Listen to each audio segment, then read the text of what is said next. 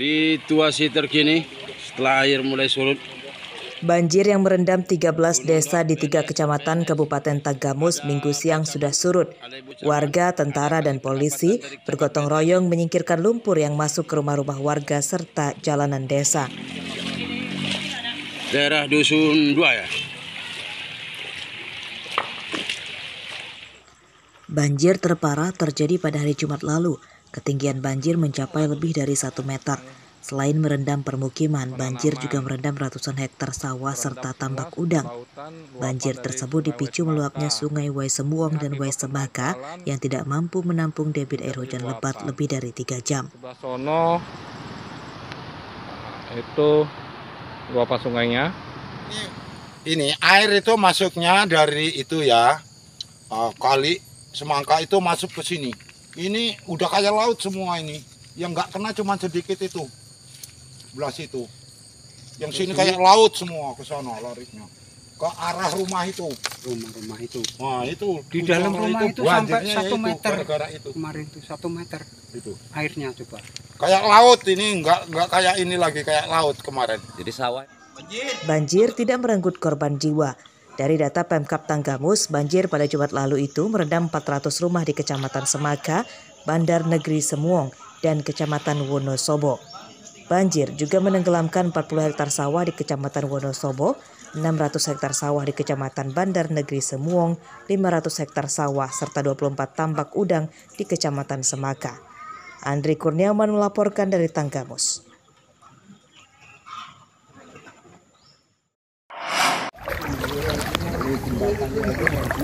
Mobil dinas Polsek Wonosobo Tanggamus ini mogok saat berusaha menerobos banjir di Kecamatan Bandar Negeri Semuong Jumat siang. Mobil yang ditumpangi Kapolsek Wonosobo Ibtu Juniko bahkan nyaris terguling karena terperosok ke siring yang tergenang banjir. Mobil bisa dievakuasi setelah didorong oleh sejumlah polisi dibantu warga. Dalam ya?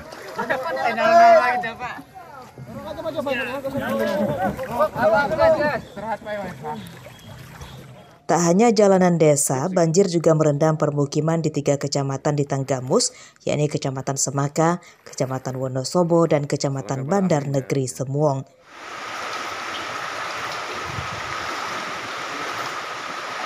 Ketinggian banjir yang merendam permukiman lebih dari 50 cm. Jalan desa dan kecamatan nyaris tidak bisa dilewati kendaraan akibat terendam banjir yang dipicu meluapnya sungai besar Waisemuong dan Waisemaka karena tidak mampu menampung air hujan lebat.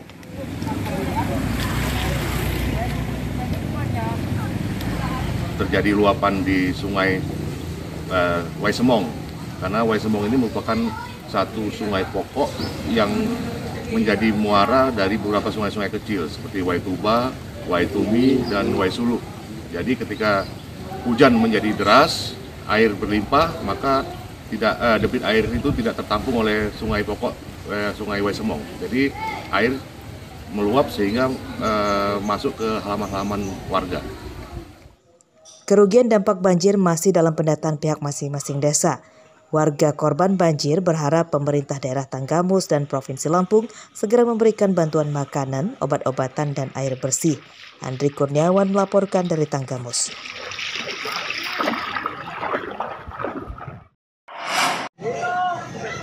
Kebakaran, Bung. Kebakaran ini meludeskan warung ayam goreng milik Windo Tornando di Jalan Pramuka Raja Basa Bandar Lampung Sabtu siang. Api cepat membesar karena dalam warung banyak bahan mudah terbakar disertai cuaca cerah dan angin kencang.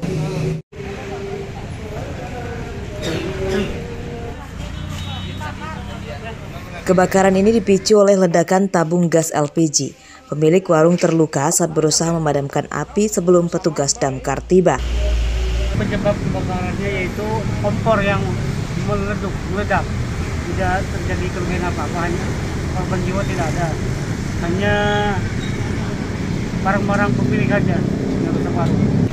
Korban yang pemilik warung itu tangannya terbakar, luka ringan, dibawa ke rumah sakit Bayangkara. Kebakar itu apa, Bang? Barang-barang apa aja? Warung gas LPG. Gas ya. Jadi ukuran yang terbakar itu 3 kali 6. Kebakaran padam setelah petugas menurunkan 3 unit mobil damkar ke lokasi. Kebakaran ini tidak merenggut korban jiwa, namun kerugian ditaksir belasan juta rupiah. Jeffrey Arifin melaporkan dari Bandar Lampung.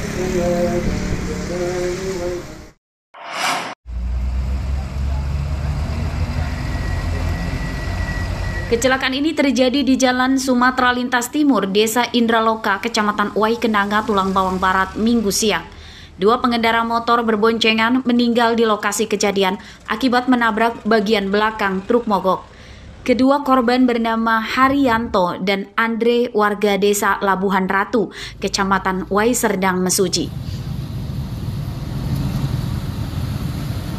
Haryanto dan Andre celaka saat dalam perjalanan dari Mesuji menuju Tulang Bawang.